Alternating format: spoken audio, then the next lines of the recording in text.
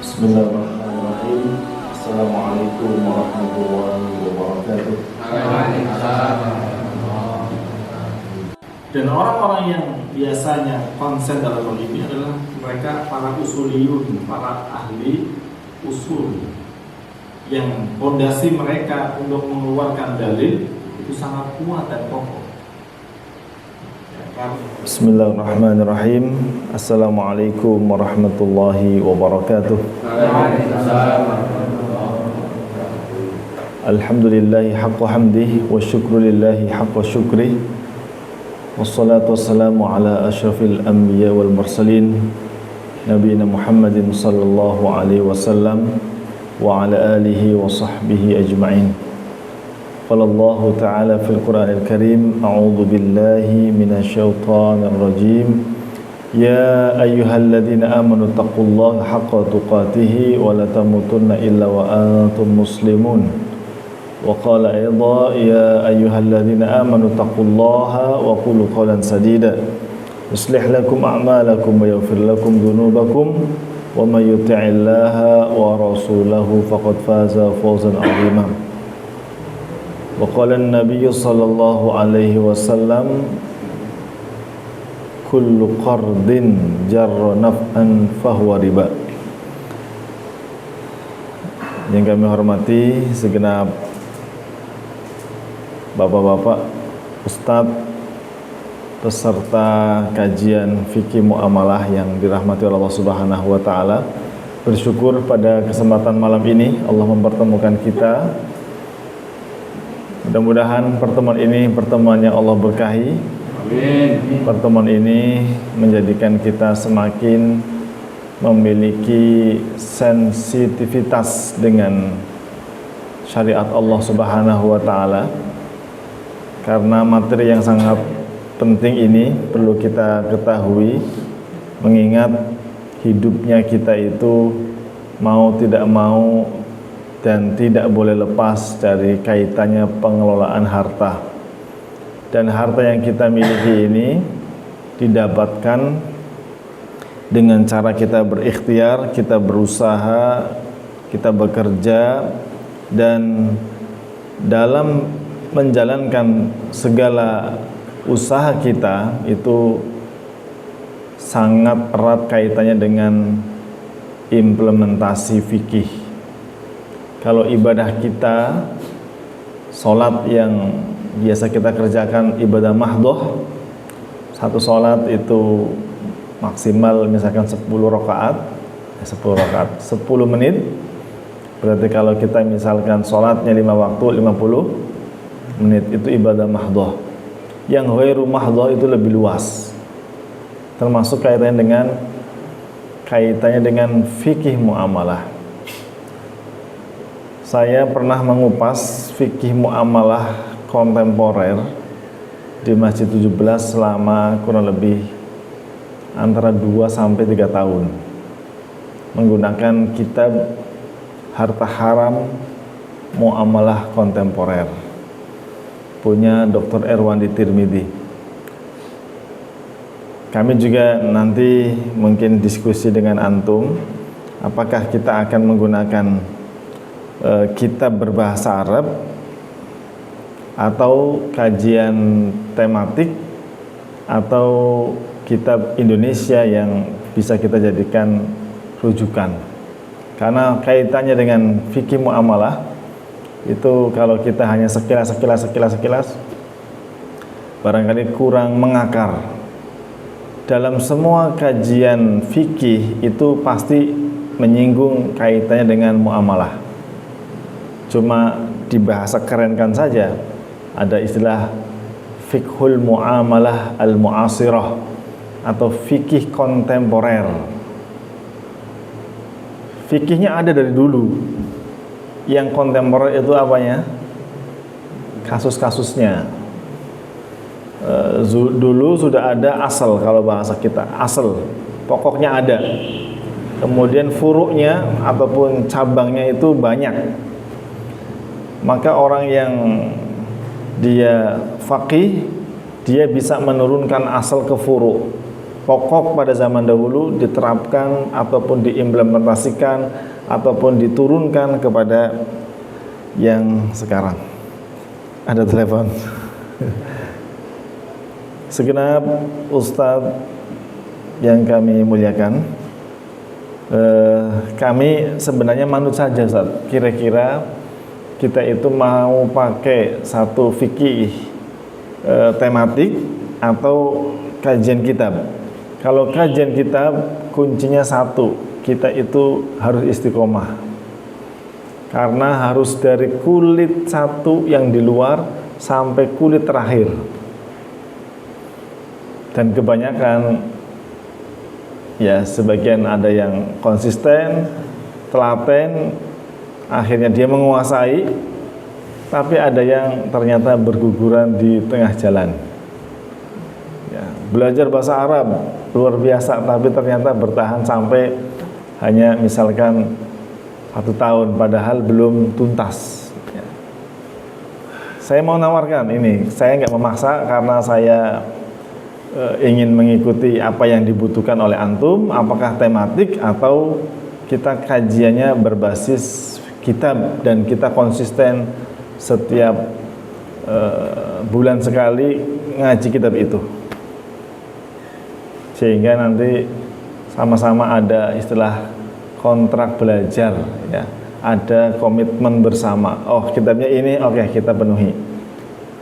Tapi kalau misalkan terserah saya, barangkali itu tidak dibutuhkan, atau misalkan itu sudah saya ketahui, ngapain dikupas lagi? Kira-kira bagaimana Ustadz sebelum nanti? Ini pendapat saya nih, kalau apakah ada kitab belajar nanti? Kalau kitab, kalau kitab ada kan udah di-share itunya, udah. Ya, kalau kitab, iya. Perkaranya adalah ataupun masalahnya adalah apakah kita mau yang simple berbahasa Indonesia kemudian kita kaji, atau berbahasa Arab yang juga kita harus, biasanya kalau pesantren itu apa namanya itu, ada Arab yang ditulis miring-miring gitu, Arab pegon. Nah itu bagaimana? Nah, maksudnya gini loh, kan mungkin menerangkan tentang apa dalilnya kan ada di kitab itu. Jadi yang dalilnya itu kan pakai bahasa Arab, pakai kitab itu. Jadi kalau bisa sih ya diterangkan, dijelaskan makna dari yang dibaca itu, yang tulisan Arab itu. Jadi kita tahu, persis tahu gitu. Jadi bukan hanya ya kadang-kadang dalilnya mana sih? Padahal dalilnya ada di situ. Itu kalau kita mau menerangkan kepada orang lain, nggak ada kitabnya, dalilnya mana? Aku disuruh pernah ikuti dalilnya inilah, pokoknya maknanya pasti seperti ini loh. Apa manut saya aja? Ya terserah. Oke, kami pengen apa namanya ada semacam kesepahaman lah ya di awal.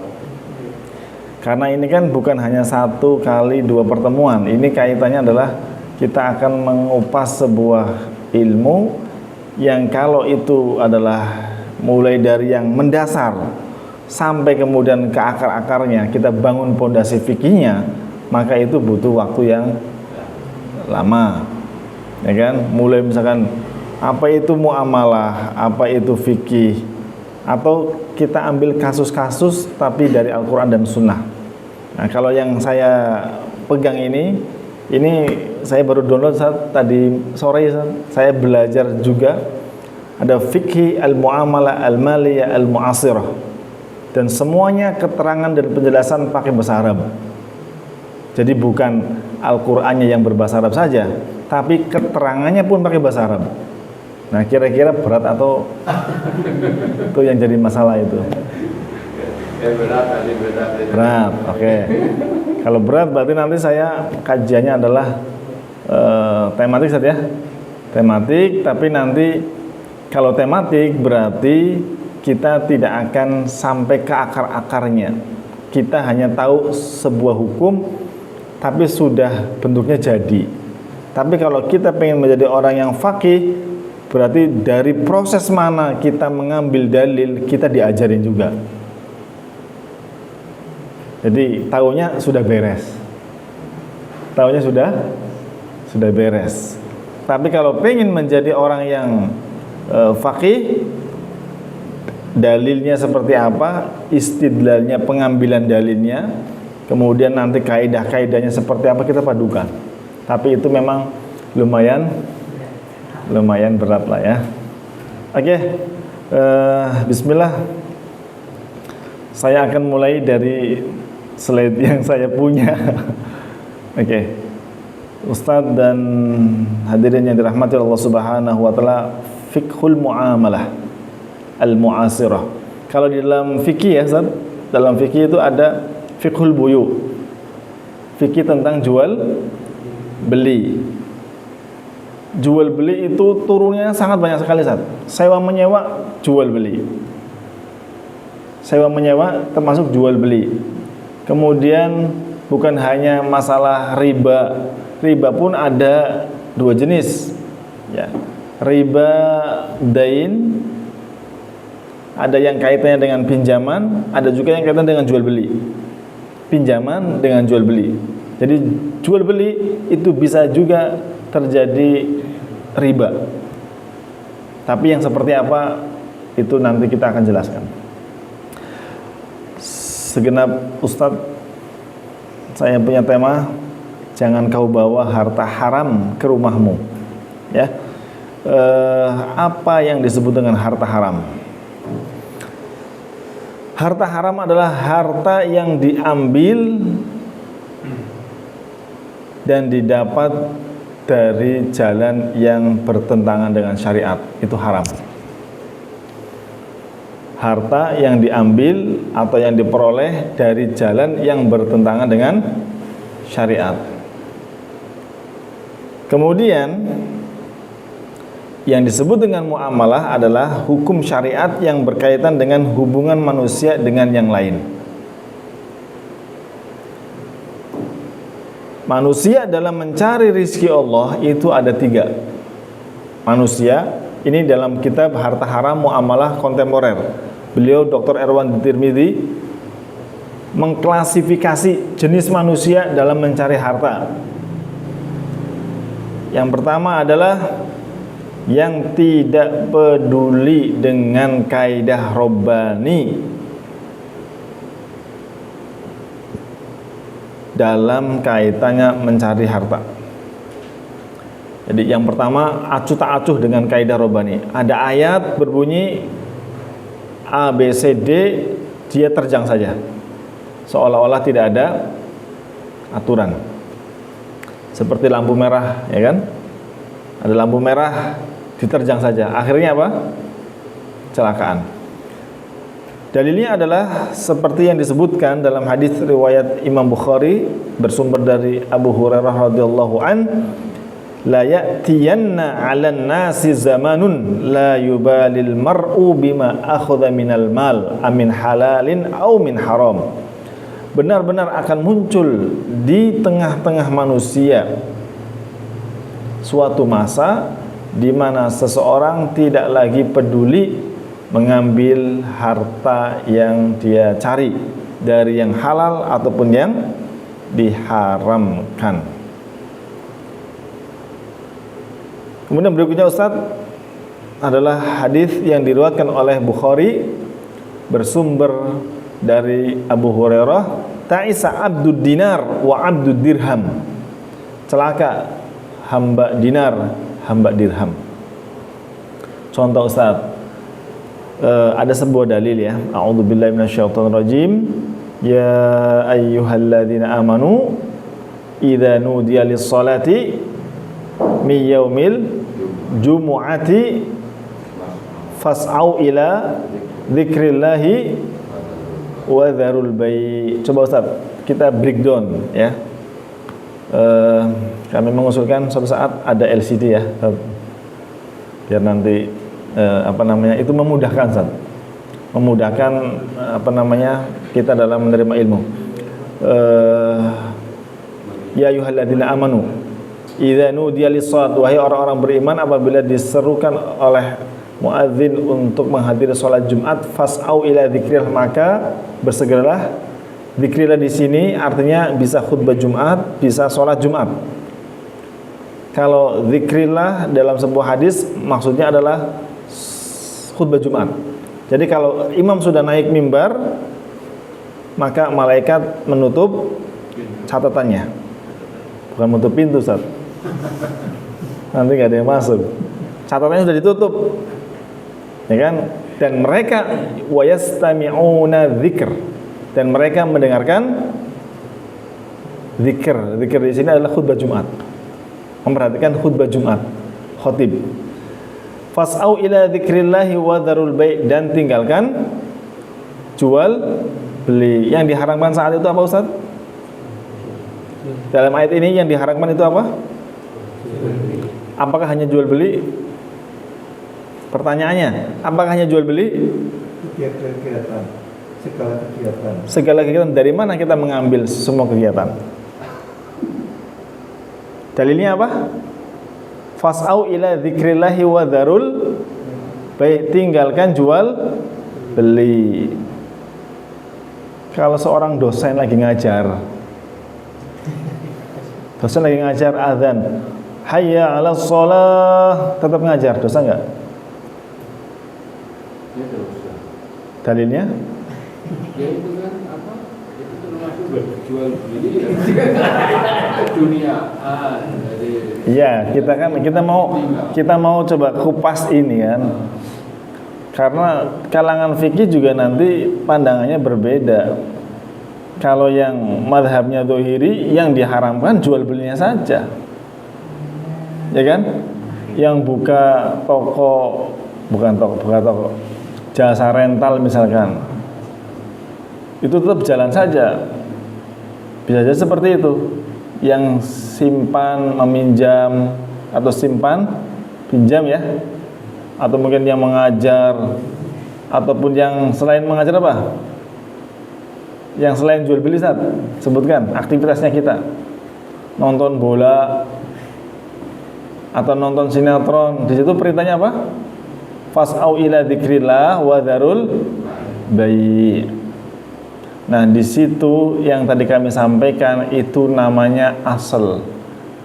Hukum yang ada di situ adalah larangan untuk berjual beli. Tapi itu bukan maksudnya kita mengambil ilahnya. Ilahnya adalah segala sesuatu yang menjadikan orang itu lalai dari mengingat Allah. Itu ilahnya. Kalau ngajar saat azan sholat Jumat dilaksanakan, dia akan tergolong orang yang melupakan Allah, tidak ingat kepada Allah. Maka ini dikiaskan. Hukum asalnya ada di jual beli, diambil ilahnya adalah karena itu melalaikan Allah, melalaikan diri dari mengingat Allah. Maka segala sesuatu yang melalaikan itu mengambil hukum yang ada pada jual beli. Itu yang namanya apa? Dalam Islam ada namanya apa, Ustaz? Ada Al-Quran, ada As-Sunnah, ada Al-Ijtihad, dan ada qiyas. Tapi mengqiyaskan juga harus tepat, tidak boleh asal-asalan. Al-qiyas ma'al farik, menyamakan sesuatu yang berbeda, nggak boleh. Saya belajar qiyas dari seorang bernama Dr. Ad-Duwais. Dia pakar usul fikih nomor 1 dari Arab Saudi, dosen senior, Ustaz, di Libya. Itu datang ke sini, ke Indonesia, hanya ingin mengajari qiyas karena sangat dalam sekali. Pakai kitab Raudhatun Nadir wa Jannatul Manadir. Dia senior banget, Ustaz. Jadi kalau dosen-dosen yang dari luar negeri, mereka sudah ngajar sekian tahun, pulang itu nggak bekerja, tapi tetap dapat honor.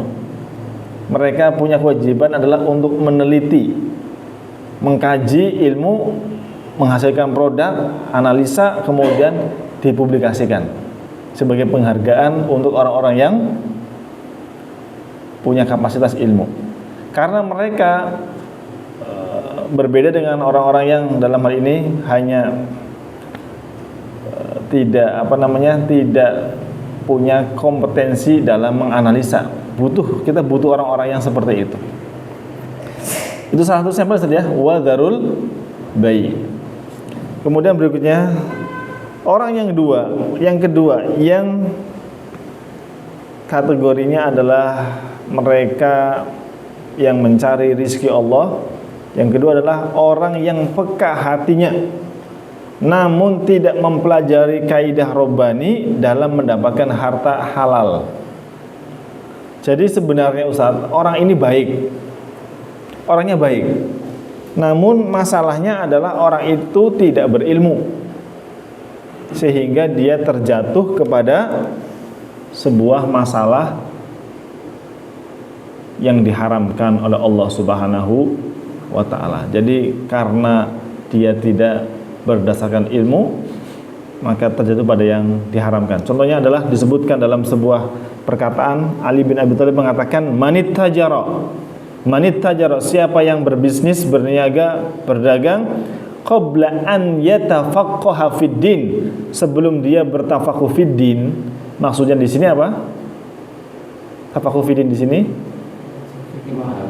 apa? Tafaqquh fid din, antum kan selalu mendengarkan kata-kata tafaqquh fidin. Pondok pesantren ini mengajarkan anak-anaknya untuk bertafaqquh fidin. Tafaqquh fidinnya pedagang dengan tafaqquh fidinnya santri beda atau sama? Tafaqquh fidinnya pedagang itu apa? Harus paham tentang fikih hukumnya jual beli. Oke. Maka di sini ada sebuah konteks, manit tajaro, siapa yang berdagang, qabla an yatafaqqaha fiddin, sebelum dia bertafaqquh fiddin dalam konteks belajar fikih muamalah, faqad irtatama fir riba summartatama yakni ghariqa fi, maka dia itu akan terjatuh kepada ataupun berlumuran dosa-dosa riba. Dia akan terjatuh pada dosa-dosa riba dan dia akan terjatuh pada dosa-dosa riba. Kemudian berikutnya, ini perkataan Umar bin Khattab radhiyallahu an. Ya, kalau yang tadi saya kirimkan ke Ustadz Ato itu berisi penjelasan, tapi ya ada beberapa perkataan dari para sahabat. La yabi fi aswaqina hadhihi qaumun lam yatafaqqahu fid din wa lam yuful kaila wal mizan. Tidak boleh berdagang di pasar-pasar kami kaum yang mereka lam yatafaqqahu fid din, belum belajar ilmu agama. Dalam hal ini konteksnya adalah yang dimaksud belajar tentang fikih muamalah. Walam yuful kaila wal mizan, dan tidak memenuhi timbangan dan takaran. Ustaz, saya mau tanya, ada ayat yang berbunyi atau disebutkan dalam surat Al-Mutaffifin. Ayatnya bunyinya kayak apa, Ustaz? Ya, coba bareng-bareng. 1, 2, 3.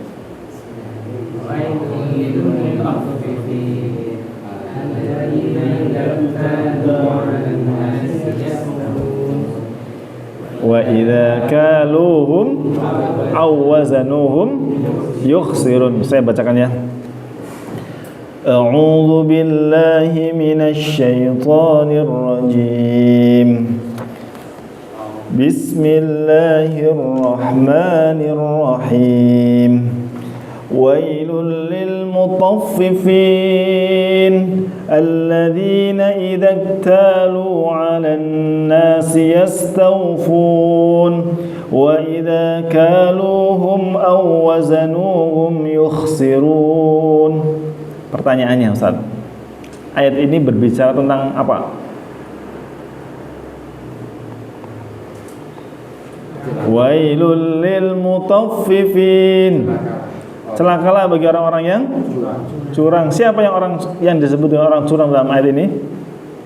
Alladzina idza iktalu 'alan nasi yastawfun. yukhsirun, yaitu orang-orang yang apabila mereka menakar dari orang lain atau menerima takaran dari orang lain, mereka itu mintanya dipenuhi, Ustaz. Jadi kalau dia sebagai pembeli mintanya apa? Dilebihkan. Dia sebagai pembeli mintanya ditambahin. Sudah 1 kilo, sudah benar-benar pas, minta ditambahin. Tapi ketika sebagai pedagang, wa idza kaluhum aw wazanuhum yukhsirun, tatkala mereka menakar, mereka mengurangi. Ayat ini berbicara profesi apa? Profesi apa? Pedagang. Apakah hanya pedagang? Ayat ini berbicara tentang profesi pedagang. Berlaku untuk selain pedagang? Berlaku melalui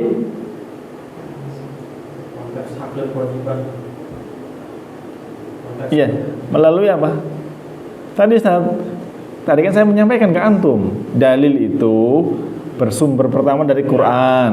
Oke? Nah, kemudian ijma, kemudian kalau kita berbicara tentang Quran, Al-Quran berbunyi pedagang. Betul? Betul ya, Ustaz? Nah, kemudian kita mau tarik ke yang lain, tidak asal narik, Ustaz. Nanti dikira menafsirkan Al-Quran semaunya sendiri. Ada kaidah tafsirnya. Dan orang-orang yang biasanya konsen dalam hal ini adalah mereka para usuliyun, para ahli usul, yang pondasi mereka untuk mengeluarkan dalil itu sangat kuat dan kokoh. Ya, karena saya pernah dulu ikut pengajian yang ditafsirkan itu terjemahan. Dia tidak menafsirkan Quran melalui kitab tafsir, tapi dia menafsirkan terjemahan. Jadi dia ahli tafsir dari terjemahan, bukan aslinya. Saya sendiri ketika berbicara tentang tafsir, saya bukan ahli tafsir, saya hanya menafsirkan menggunakan kitab tafsir. Jadi tafsiran itu dari misalkan Imam Ibnu Jarir At-Tabari dan Ibnu Katsir dan yang lain. Ini harus paham dalam hal ini. Alladzina idza iktalu 'alan nasi yastawfun wa idza kaluhum aw wazanuhum yukhsirun. Ayat ini berbicara tentang pedagang, tapi tidak hanya berlaku untuk mereka sebagai pegawai. Jam kantornya mulai jam 7 sampai jam 3. Ya kan? Iya, masuk. Jam 7 masuk, berangkat, kemudian jam 3 pulang, tapi ada 2 jam di antara itu dia keluyuran kemana-mana. Bukan untuk pekerjaannya, tapi untuk ya, rish lah ya. Entah itu jalan-jalan sendiri atau mungkin bekerja mainan HP, ya kan? Itu kan menjadi kurang barokah. Ya, kurang barokah. Jadi yang kedua adalah orang yang peka hatinya, tapi sebenarnya karena dia jahil terjatuh kepada yang diharamkan. Oke, yang ketiga, Ustaz. Orang yang mentaati kaidah Rabbani dalam mendapatkan harta halal. Dia taat kepada kaidah Rabbani. Ya ayyuhar rusulu kulu minat thayyibati wa'malu salihah. Coba Ustaz, apa yang diperintahkan kepada para rasul? Ya ayyuhar rusulu, wahai para rasul, kulu minat thayyibat. Apa?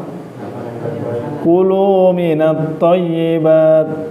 Kulu, bukan kulu. Apa tuh kulu? katakanlah ya.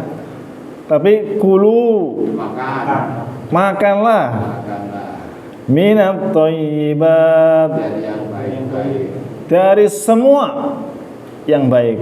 Alif lam di sini adalah bermakna alif lam al-istighraqiyah. Contohnya, alhamdulillahi rabbil alamin. Alif lam di sini juga alif lam istighraqiyah. Karena ada alif lam ma'rifah, ada alif lam istighraqiyah. Ini kupasannya adalah di bahasa. Jadi ada yang alif lam yang spesifik. Innal insana lafi khusr, ya, wal 'asr. Innal insana lafi khusr. Insan itu satu atau banyak? Pertanyaan saya. Banyak. Insan.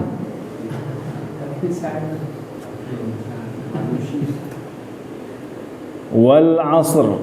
Innal insana lafi khusr.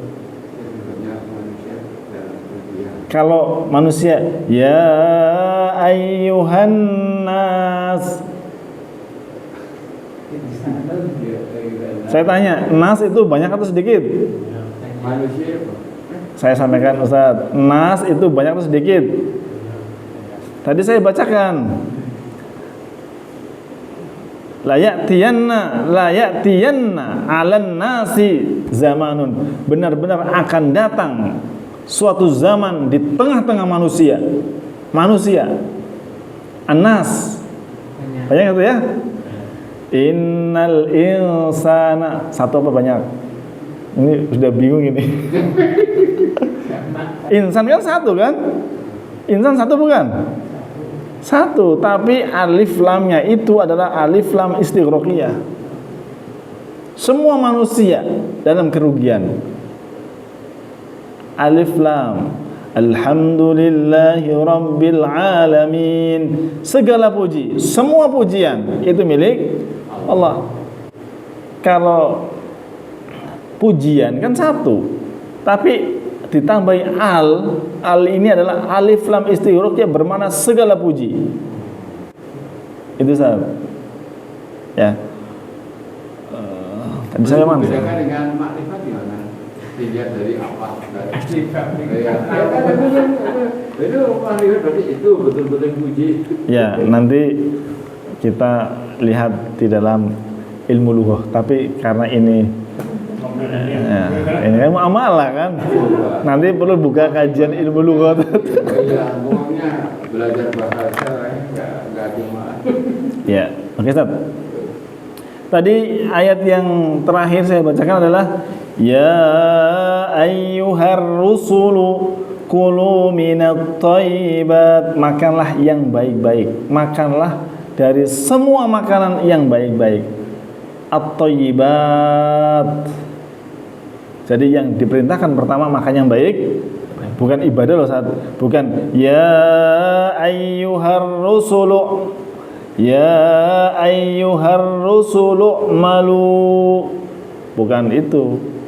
Saya sebutkan ya ayyuhar rusulu kulu minat thayyibat wa'malu salihah, dan beramalah yang baik. Jadi sebelum kita beramal yang baik, dipastikan makanan kita yang baik. Kalau kita beramal apapun yang baik, makanan yang kita makan tidak yang baik, maka tertolak.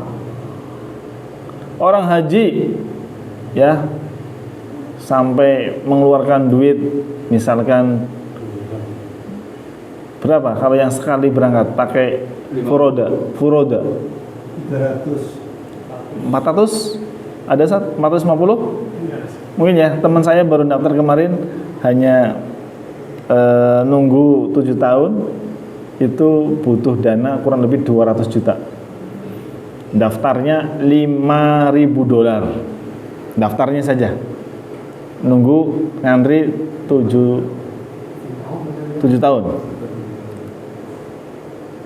Ya. Tadi saya mana Ustaz? Saya ngeblank. Kalau orang mengerjakan haji dengan biaya yang cukup mahal, tapi mohon maaf sumbernya itu kurang baik, maka di sana akan disambut la labbaika wala sa'daik hajjuka ma'zur khairu mabrur. Tidak ada ketika jamaah haji mengatakan labbaik Allahumma labbaik, malaikat mengatakan la labbaika wala sa'daik. Tidak ada pahala bagimu. Hajimu itu tertolak, hajimu itu penuh dengan dosa. Kenapa?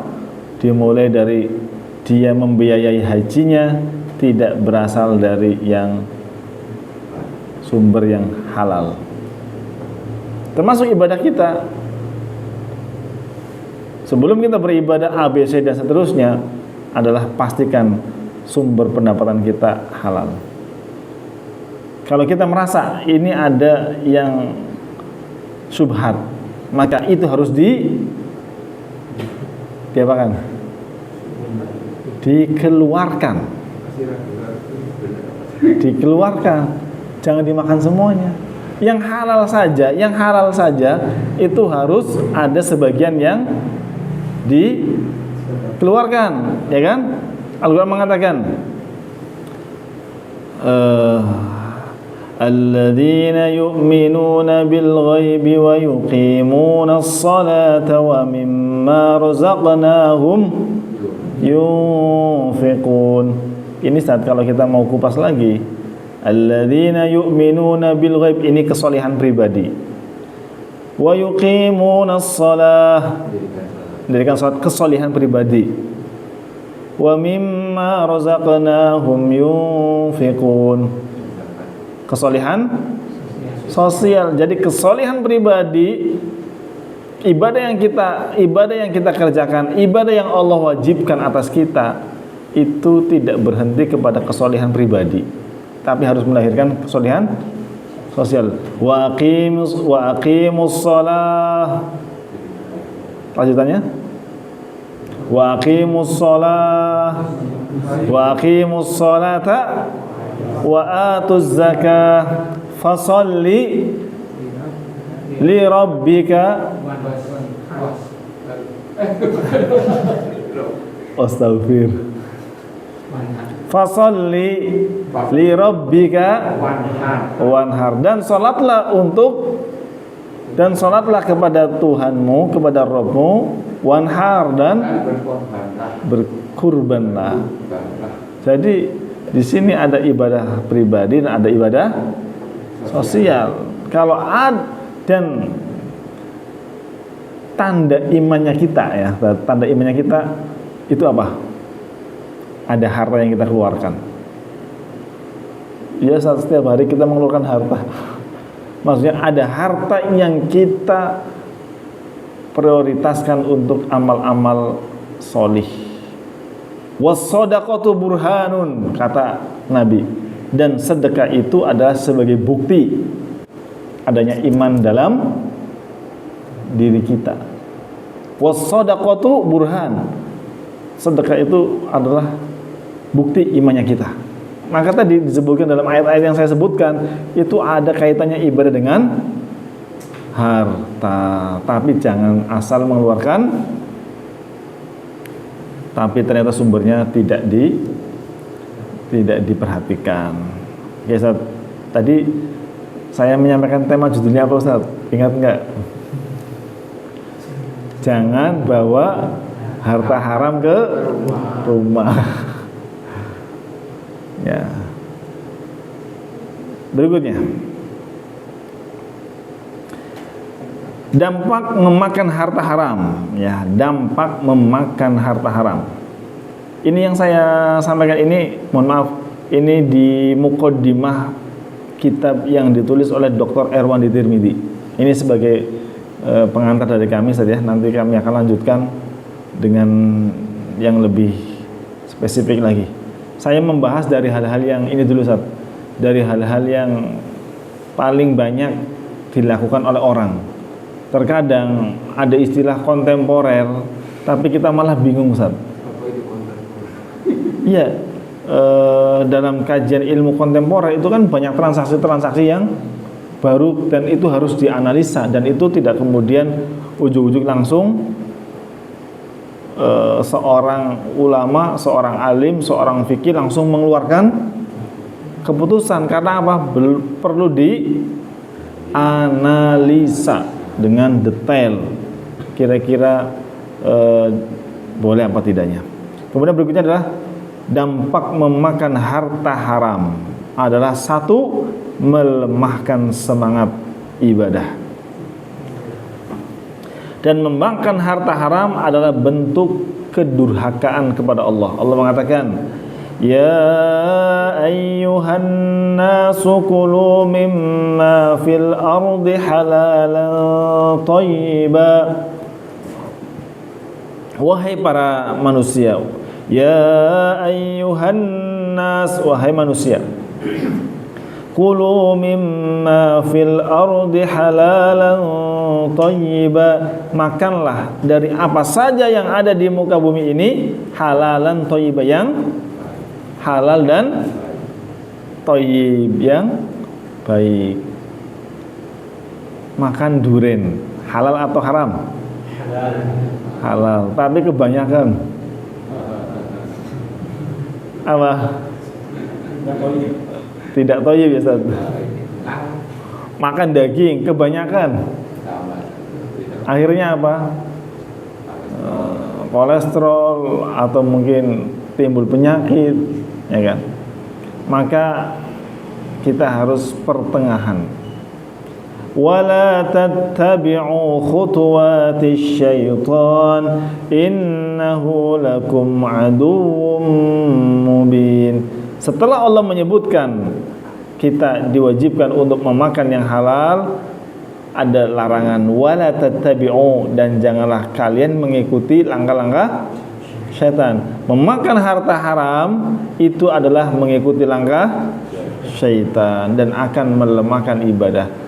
Tidak akan mungkin orang itu semangat beribadah kepada Allah sementara hartanya itu haram, ya mungkin.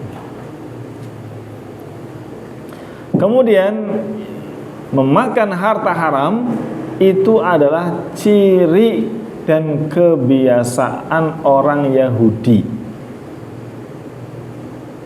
Memakan harta haram itu adalah ciri dan kebiasaan orang Yahudi. Mereka juga, Ustaz, jual beli hukum, Ustaz. Jadi ketika ada yang berani membayar mahal untuk sebuah keputusan, maka mereka jual keputusannya itu dengan nominal yang besar. Sehingga meskipun itu benar, tapi karena dia nggak punya nominal uang, perkaranya dikalahkan.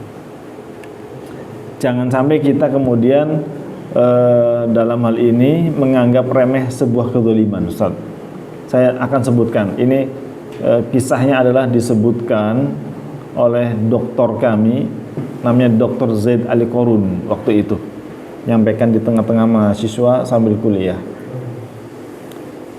Suatu ketika gini, Ustaz, ada jazar berarti tukang jagal.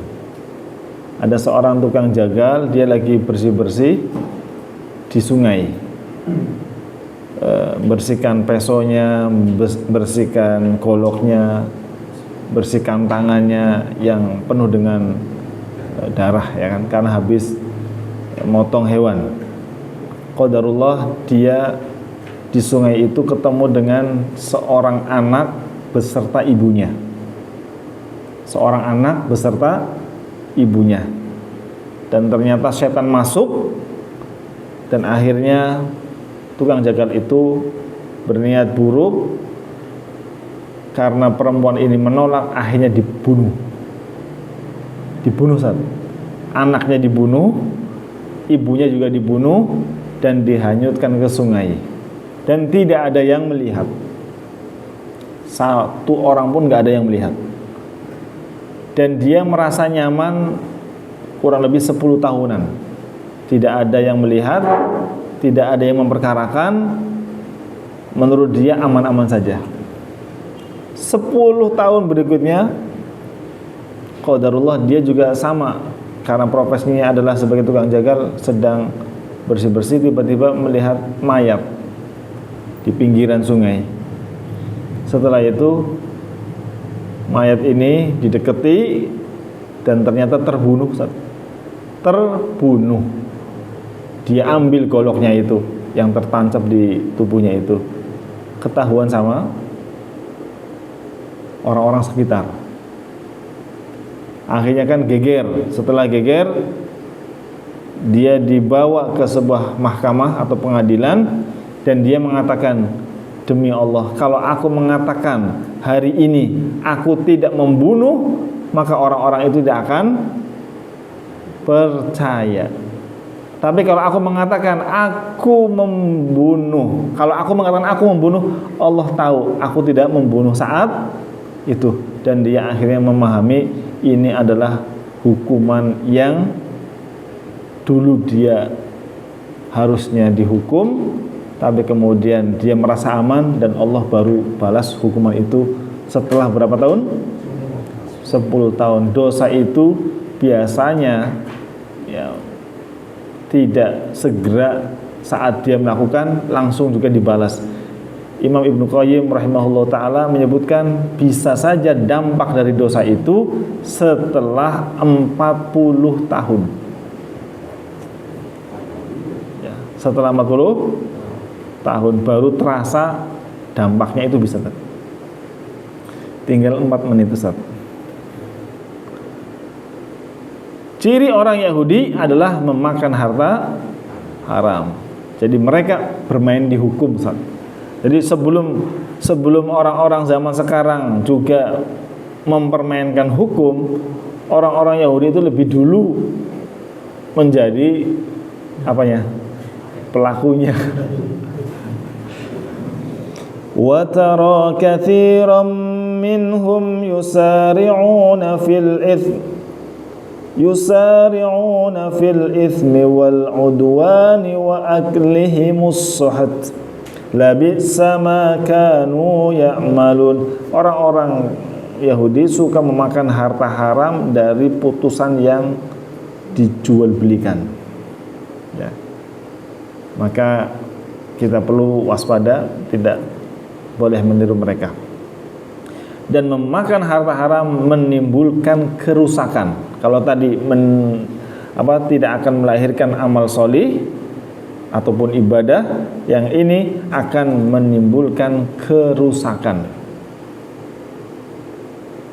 Kemudian berikutnya,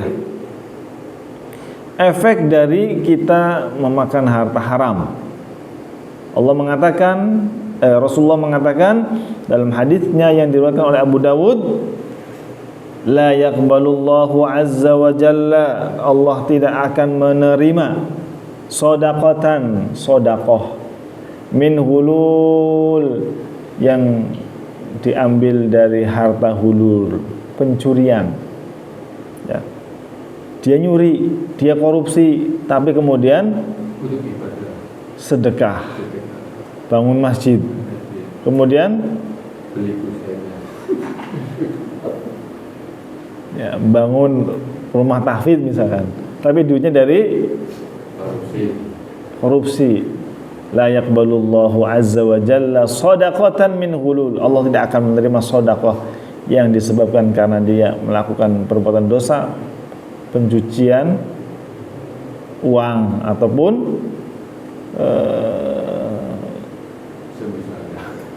korupsi ataupun mencuri ataupun yang lain. Wala salatan bi ghairi tuhur, dan Allah tidak menerima salat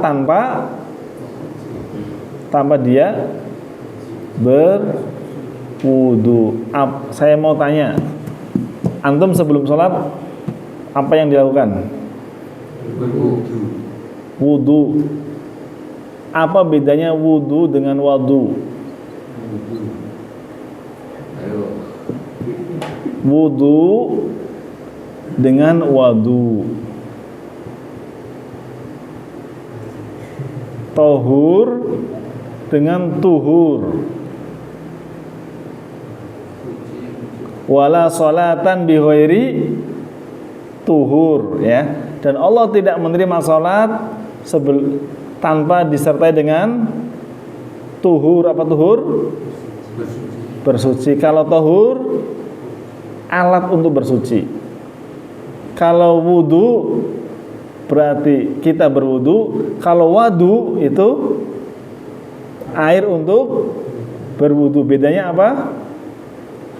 Wawu dengan doma. Wawu dengan doma, ya geser apa namanya? Harokat, itu maknanya sudah berbeda. Contohnya siratal ladzina an'amta 'alaihim. Contohnya seperti itu. Diganti siratal ladzina an'amtu 'alaihim, yaitu jalan yang telah aku berikan nikmat. Saya memberikan. Ya kan? An'amtu dan an'am ta. Ya kan? Begitu Ustaz. Ya, maka belajar bahasa juga sangat penting sebenarnya. Oke. Kemudian berikutnya Ustaz, ini yang saya sebutkan, nafkah halal salah satu faktor diterimanya ibadah. Ada hadis yang diriwayatkan oleh Imam At-Tabrani. Saya bacakan. An Abi Hurairah qala Rasulullah sallallahu alaihi wasallam, disebutkan oleh Abu Hurairah, Rasulullah SAW bersabda, idza kharaja ar-rajulu hajan binafaqatin thayyibah, apabila seseorang berhaji dengan apa?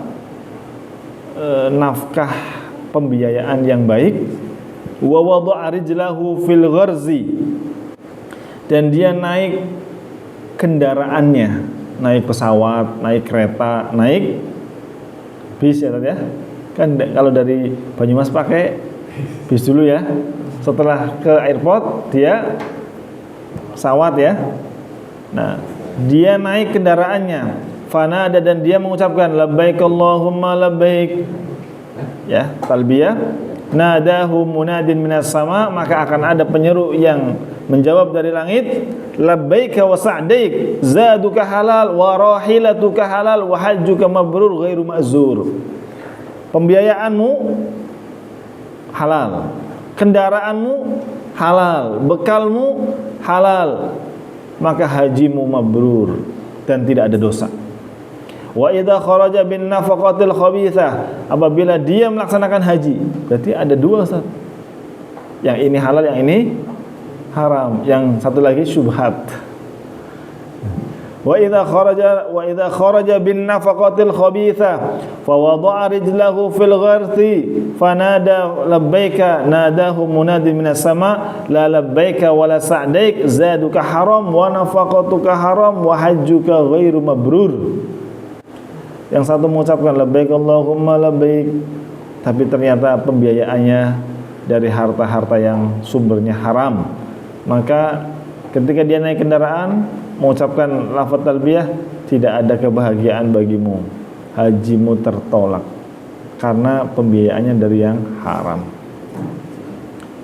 Saya patuh kepada Ustadz atau sudah 21 lebih 3. Kami masih muqaddimah juga Ustaz. Ya, kami masih muqaddimah. Kalau nanti ada yang ditanyakan silahkan. Kalau tidak bisa saya jawab, jangan saya dipaksa untuk menjawab.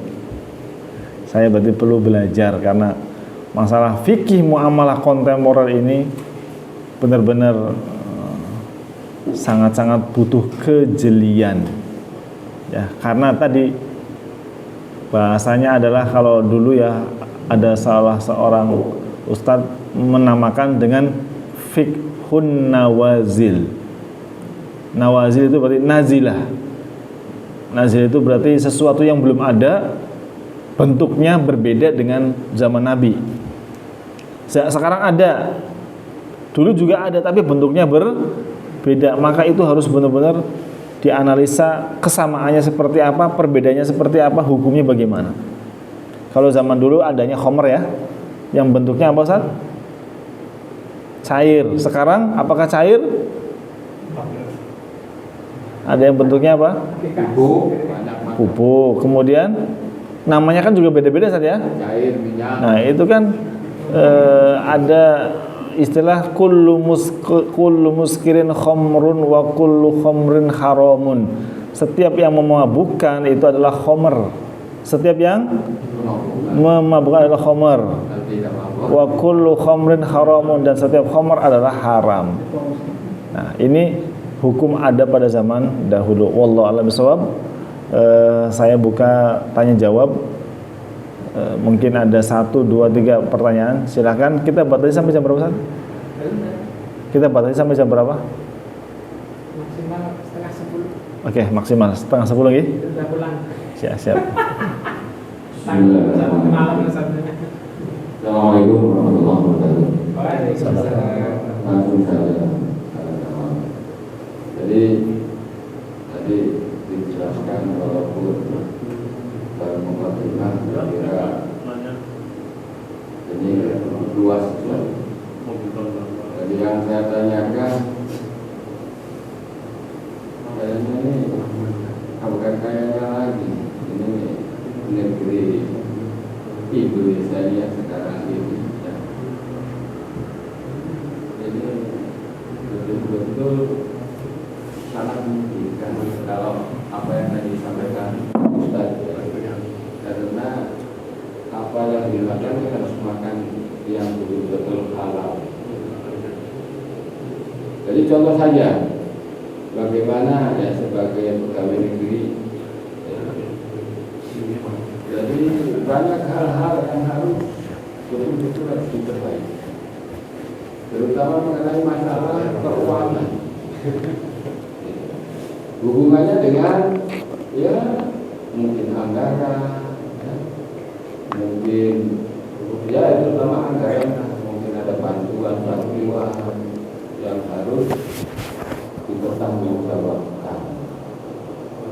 Nah, kalau menjalankan program tidak habis,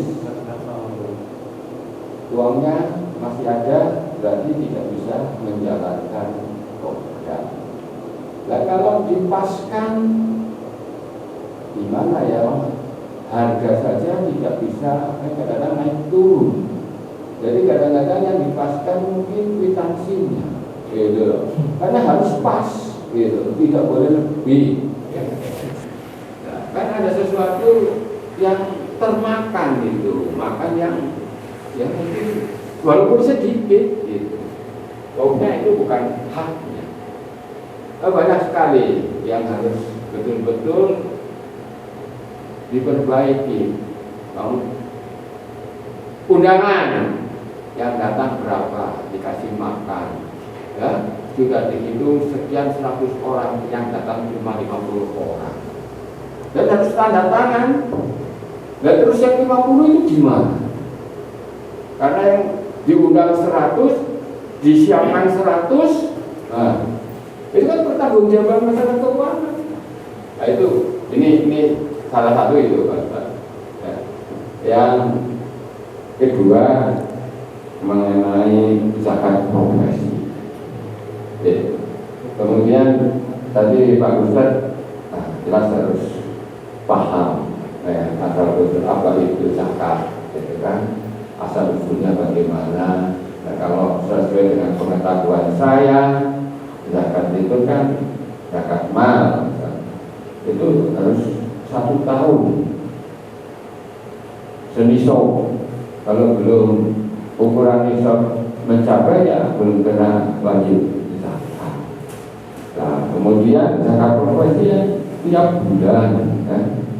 Padahal apakah nanti dalam setahun itu bisa terkumpul? Ini saya belum paham mengenai masalah zakat profesi dihubungkan dengan zakat mal. Saya kira ini saja Pak Ustaz. Terima kasih sebelumnya. Assalamualaikum warahmatullahi wabarakatuh. Ya langsung saja. Ditambahin lagi kita, barangkali ada yang mau bertanya satu. Enggak. Pak, Amina waktu itu mewakili warga Pamekasan.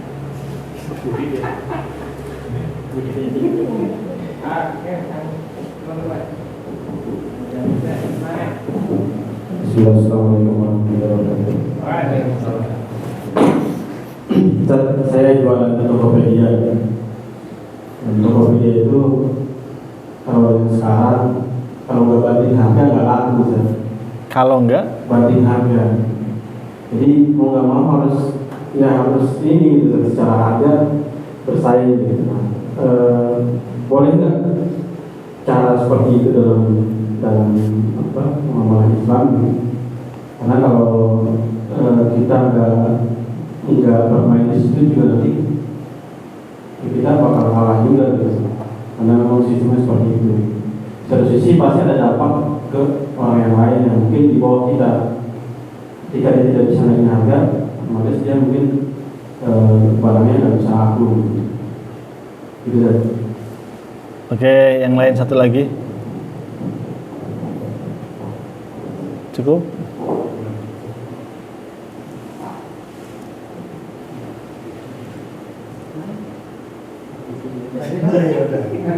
Lengkapi satu lagi.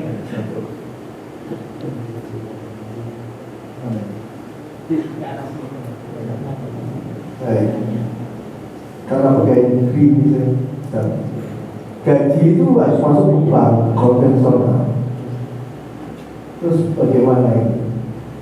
Apakah begitu masuk langsung dikeluarkan semua gitu, atau seperti apa? Seperti bagaimana?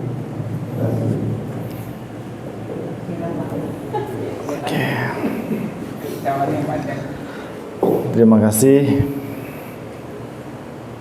Semuanya bertanya tentang pendapat. Ya. Masalah fikih. Dan fikih itu tidak disebut fikih kecuali pasti di dalamnya ada apa Ustaz? Ada perbedaan. Antum nggak akan mendapati fikih di situ sepakat semuanya. Antum nggak akan mendapati fikih yang di situ isinya kesepakatan semuanya. Contohnya Bidayatul Mujtahid, dari awal halaman sampai terakhir itu semuanya apa? Perbedaan semuanya. Fikih madzhab arba'ah semuanya perbedaan. Karena mereka hidup di zaman yang berbeda dengan yang lainnya. Contohnya, imam mazhab yang pertama siapa? Imam Abu Hanifah. Kemudian Imam Malik, kemudian Imam Syafi'i, kemudian Imam Ahmad. Ketersediaan dalil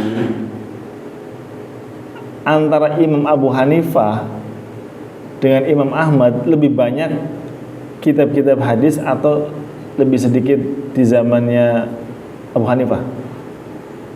Jadi kalau zaman Imam Abu Hanifah itu lebih cenderung mengedepankan ra'yu. Karena apa? Karena sangat terbatas kitab-kitab hadis, para perawi hadis belum banyak terdokumentasikan. Sehingga apa? Dari dalil yang ada kemudian menggunakan pemikiran mereka ataupun akal untuk memahami dalil itu.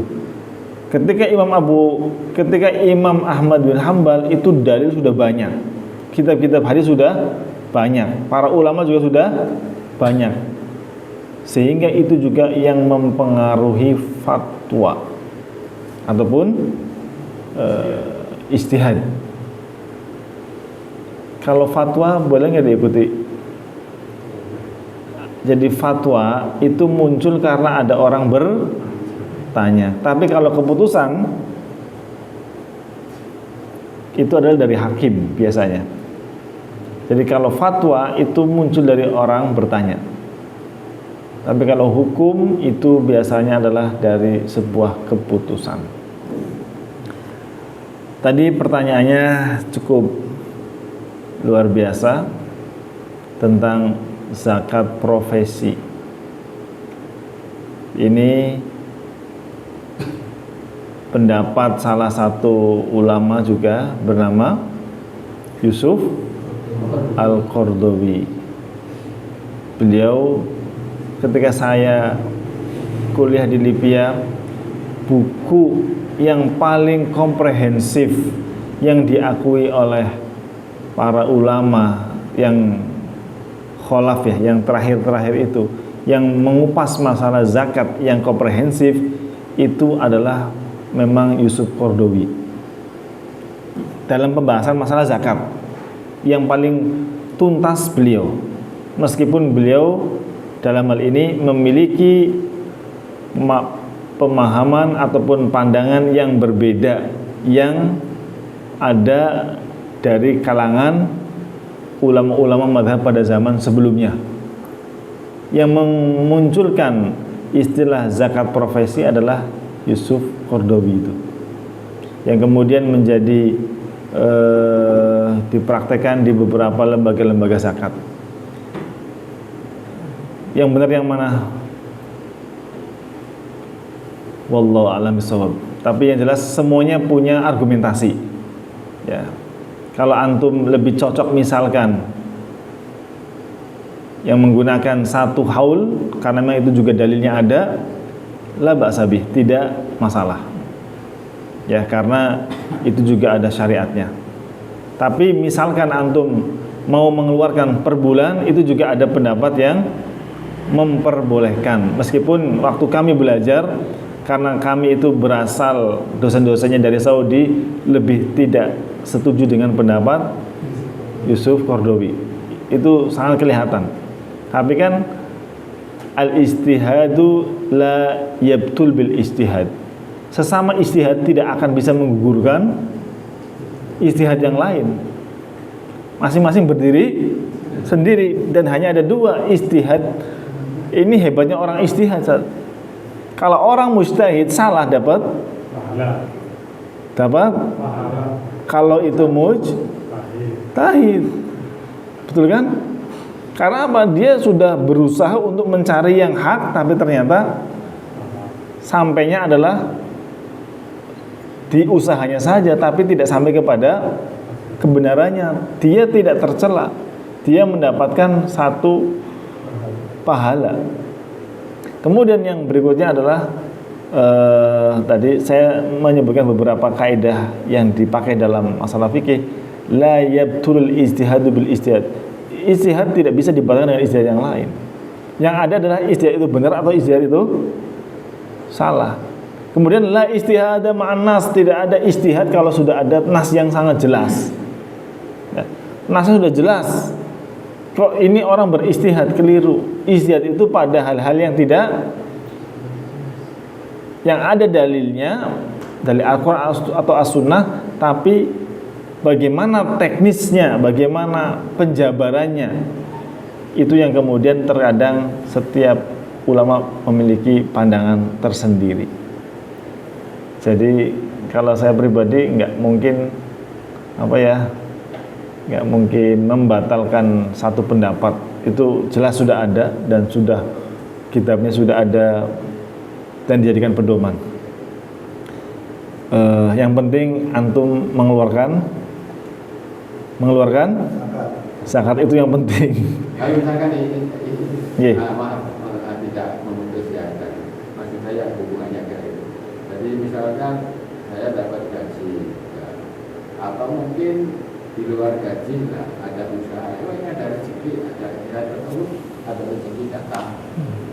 Nah ini saya infakkan, gitu, bukan zakat. Gitu. Saya punya keadaan dapat uang, saya infakkan beberapa sesuai dengan mau 2,5% dari hasilnya. Yeah. Yang penting saya mendapatkan uang untuk membersihkan apa yang akan saya makan itu, tapi bukan zakat. Yeah. Gitu. Oke, kalau itu bagus. Jadi setiap kita dapat rezeki, tadi saya sampaikan was-shadaqatu burhan. Kalau ternyata kita pendapatnya adalah harus 1 tahun, tapi kita 1 bulan terus mengeluarkan dengan mengatakan itu adalah sedekah ataupun infak, nggak masalah. Yang penting zakatnya jangan sampai ditinggal, ya. Kalau zakat, misalkan saya nyimpen entah di mana, tapi masuk 1 nisab. Nah, saya keluarkan itu organ Sampai nisab, bukan 1 nisab. ya, Sampai nisab. sampai nisab. Nah, itu baru saya keluarkan. Ya. Di luar dari yang mungkin saya dapat ini langsung saya bersihkan. Terus saya kalau mau disimpan, dan nanti kalau disimpan 1 tahun itu ya senisab, ya saya bayarkan itu. Nggih. Maksudnya gitu. Nggih, saya paham. Jadi zakatnya jalan, infaknya juga jalan kan nggih? Nggih. Nggih. Itu bagus.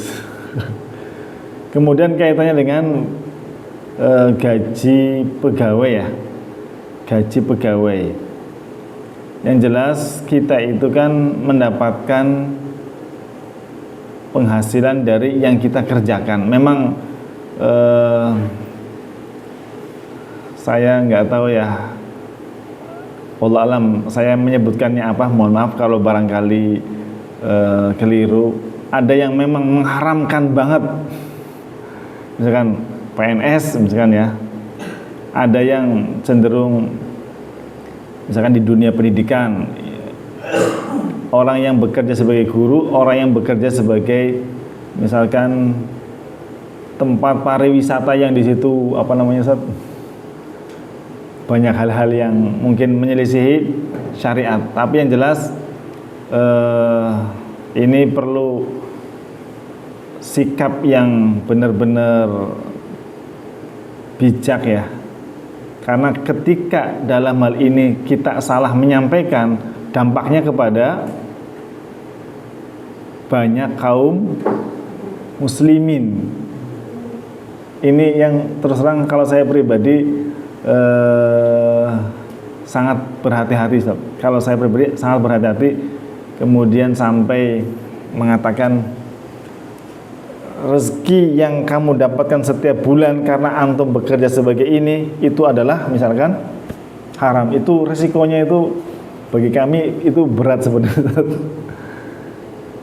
Saya sempat konsultasi, misalkan ya,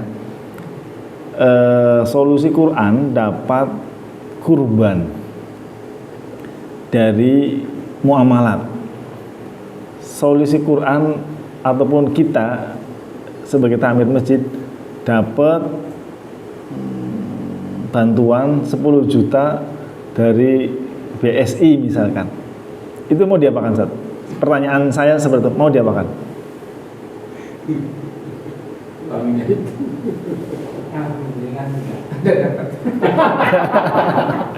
Belum. Misalnya gini. Ini saya sebenarnya ngasih jawaban, cuma saya pengen tahu antum sikapnya gimana sebenarnya. Misalkan ya, saya dikasih atau antum dikasih atau kita dikasih.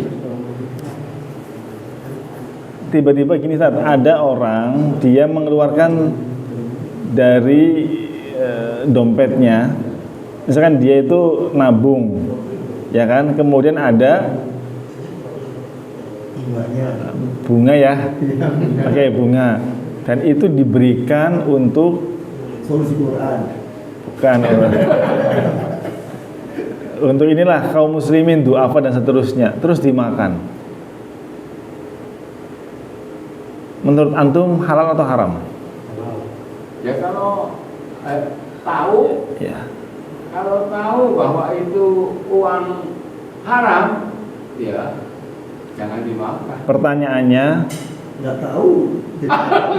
pertanyaannya gini, dia mendapatkan harta itu benar atau tidak?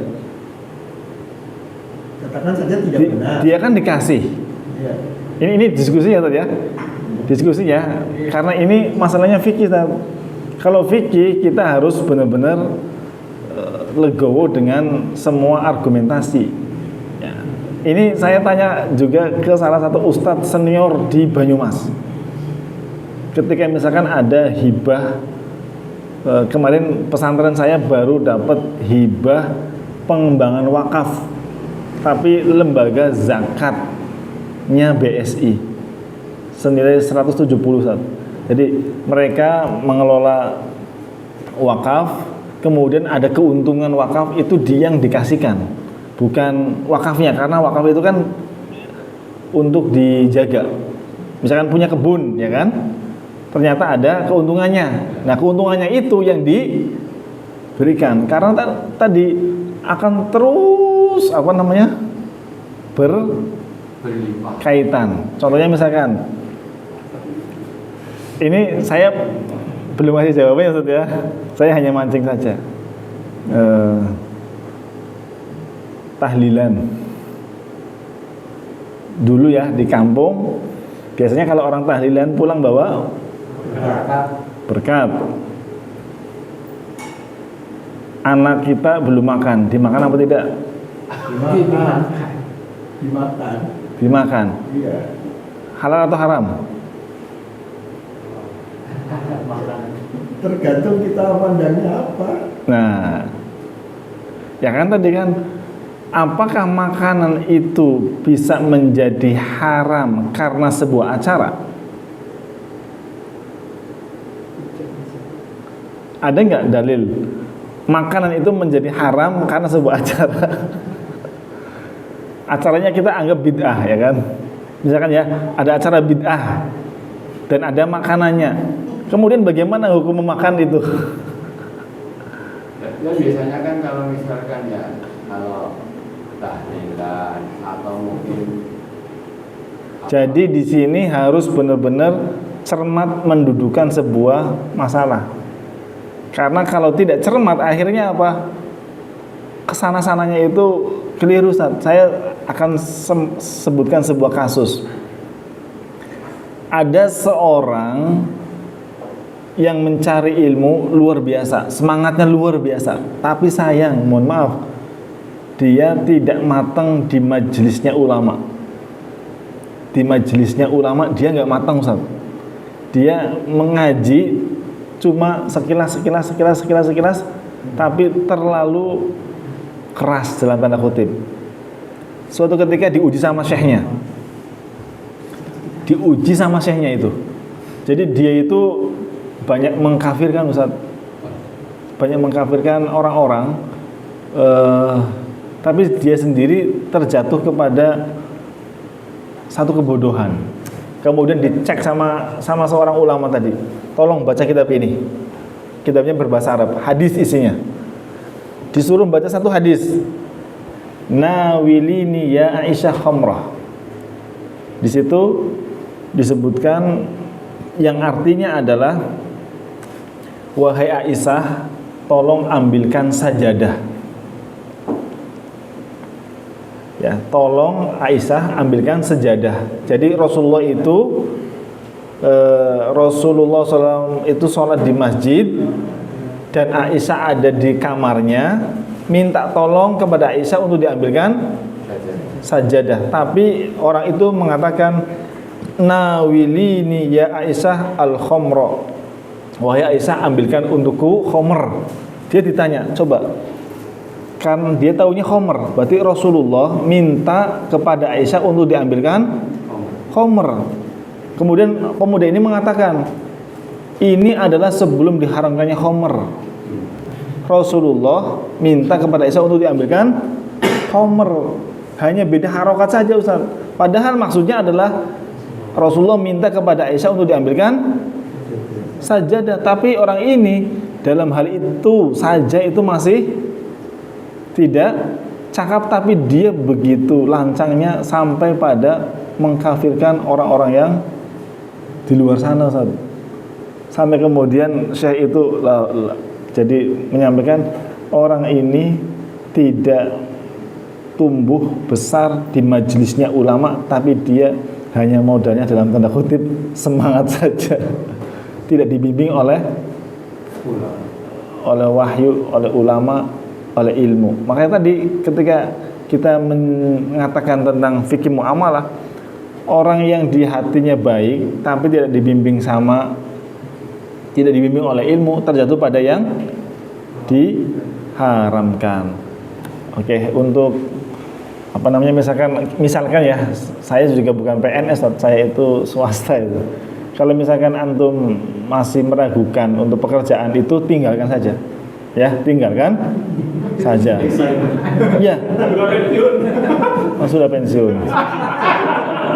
Ya, tinggalkan saja, tinggalkan. Karena yang jelas daripada nanti antum merasa dalam kerugian, keraguan, ya, keraguan. Tapi kalau ternyata antum yakin, kemudian bertanya kepada asatid yang antum percaya ini nggak masalah, ya silakan jalani. Tapi dengan catatan dalam tanda kutip, tetap harus hati-hati juga, ya kan?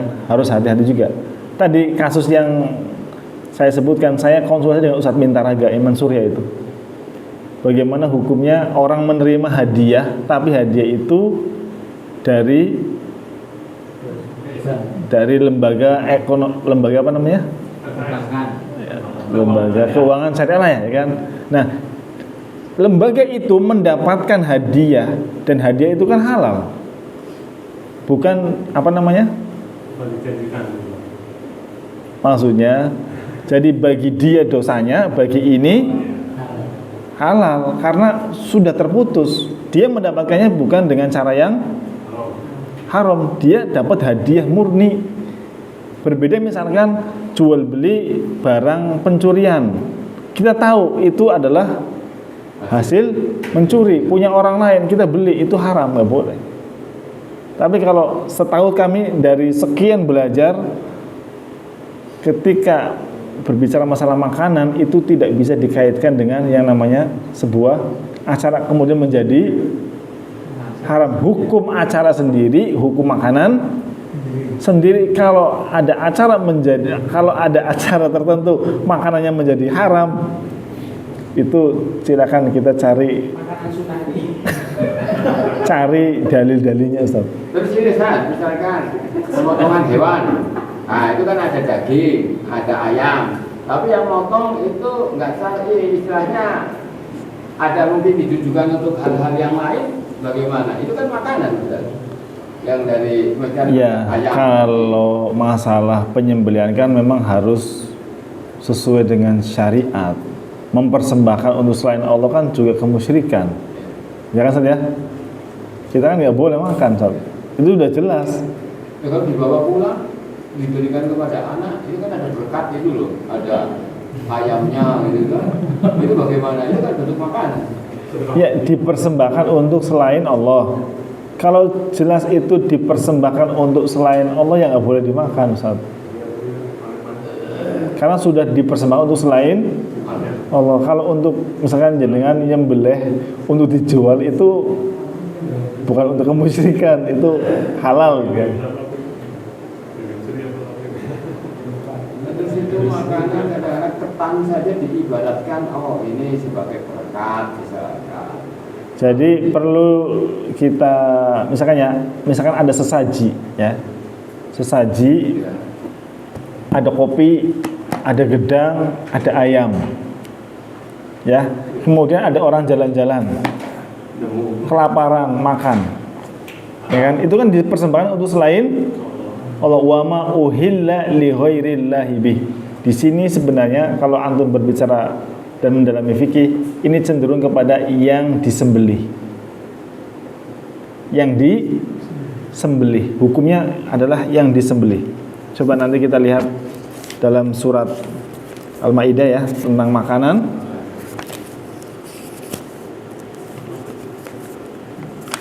Jadi fikih itu sangat luas. Fikih itu butuh ketelitian. Fikih itu butuh kebijaksanaan, karena kalau hanya belajar fikih tidak mempelajari tentang adab fikih, yang terjadi adalah padu-paduan. Hurrimat alaikumul maitatu waddamu walahmul khinzir wa ma uhilla li ghairillahi bihi. Saya bacakan saja ya. Ini ayat yang ketiga. Diharamkan bagimu memakan bangkai, darah, daging babi, dan daging hewan yang disembelih bukan atas nama Allah. Bukan atas nama Allah. Jadi di sini wa ma uhilla itu maksudnya adalah daging. Kalau bakwan, bisa dilakukan. gedang tidak termasuk sebenarnya, Tat. Ya. Tapi ini kalau mau jujur-jujuran masalah halal atau haramnya, tapi kan tentunya kita melihat aspek-aspek yang lain. Jangan-jangan misalkan tuh ternyata si fulan tetap makan, berarti kan tidak apa-apa. Orang awam kan taunya apa? Boleh kan? Tapi kita di sini juga harus memadukan antara fikih, kemudian mungkin akidah, nilai sosial dan yang lain. Jadi harus dipadukan. Dan ketika belajar masalah fikih ataupun mungkin fatwa, itu aspeknya juga sangat banyak. Aspeknya sangat banyak, maka ijtihad yang kolektif itu lebih selamat daripada ijtihad yang pribadi. Ya, wallahu a'lam bishawab. Ini sudah malam, Ustaz. Langsung jawab, Tat. Ya, apa? Tokopedia. Tokopedia yang harganya lebih murah ya? Ya bersaing lah secara harga. Ya nggak masalah. Kalau persaingan itu wajar. Yang penting jangan sampai kita menjatuhkan pedagang lain dengan maksud kita agar lebih laris. Jangan. Kita harus benar-benar punya integritas, punya objektivitas. Kita berdagang berjual juga dengan menjaga adab, jangan sampai kemudian mencederai orang-orang yang sama seperti kita. Kemudian yang terakhir, ngapa Ustaz? Gaji kan langsung ditransfer ke bank Nggih. konvensional. Nggih. Apakah langsung kita harus ambil? Oke, saya melihat ya, kalau dana di bank konvensional, meskipun ya tidak ada bank yang 100% syariah, nggak ada, Ustaz. Mau bikin bank apapun tidak mungkin bisa 100% syariah, karena diregulasi undang-undangnya nggak mungkin bisa, Pak. Contohnya ya, kalau syariah adalah bank itu punya usaha, tapi di aturan tidak boleh ada bank punya usaha. Bank hanya sifatnya apa, Ustaz? Menampung ya, menampung dana. Kalau di Saudi ada bank Rojhi, mohon maaf, saya pernah ketemu orangnya yang pemiliknya itu Syekh Sulaiman Ar-Rojhi, masjidnya gede banget. Jadi misalkan ketika ada proyek-proyek, misalkan butuh dana 10 triliun, itu investornya misalkan sudah dananya sudah terkumpul 10 triliun, ya sudah, maka bagi hasilnya kepada 10 orang itu, tidak dicampur dengan yang lain. Itu benar-benar sangat-sangat ketat. Kalau di Indonesia 100% bank syariah sepertinya nggak ada. Tapi kita sih ya tetap mengapresiasilah usaha-usaha mereka ya. Tapi jangan sampai kemudian dalam tanda kutip ya, akhirnya mengelabui dengan bahasa syariah padahal bukan syariah. Karena sebenarnya saya khawatir juga nanti melancangi DSN, Dewan Syariah Nasional. Itu kan juga orang-orang itu kan, maksudnya bukan orang sembarangan juga. Artinya memang di sini secara regulasi nggak mungkin. Jadi sudah dibendung dari atas, ya. Maka kalau mau bikin yang independen ya silakan kaum muslimin bikin yang benar-benar murni. Tapi wallahualam bisa apa tidak. Termasuk ini, Ustaz. Sekarang contohnya kami pernah rapat di Baturaden tentang regulasi bernama wakaf. Sekarang kalau orang ngasih aset dan itu dinamakan wakaf, bisa saja nanti orang yang berada di atas itu menjadikan wakaf-wakaf kita itu adalah wakaf milik negara. Maka sekarang kepemilikannya ada lembaga-lembaga ataupun yayasan-yayasan ataupun ormas Islam yang tidak menyebutkan itu sebagai wakaf, tapi namanya adalah hibah. Karena kalau sudah bunyinya wakaf, mereka yang ngotak-ngatik aturan wakaf itu nanti keuntungannya dan seterusnya kembali kepada negara, tidak kepada yayasan itu. Itu mereka mainnya di situ, ngeri banget, ngeri banget. Maka khusus di Muhammadiyah tidak semua asetnya dibunyikan wakaf. Misalkan ya ada orang kaya mau wakaf, kalau bunyinya langsung wakaf itu berarti nanti ujung-ujungnya negara. Tapi ini ada istilah wakaf secara apa ya? Secara niat ya. Tapi nanti di dalam sertifikat itu adalah hasil beli ataupun hasil hibah, sehingga nanti tidak diambil alih. Itu ya jelas, tapi itu nanti punya nilai. Karena kalau sudah bunyinya wakaf itu sudah tidak bisa diapa-apakan. Ya, sudah tidak bisa diapa-apakan. Wallahu a'lam. Itu kaitan dengan regulasi ya. Regulasi, dan itu pun ada yang memerankannya. Wallahu a'lam bishawab. Mohon maaf apabila banyak kekurangan. Billahi taufiq. Wassalamualaikum warahmatullahi wabarakatuh. Waalaikumsalam.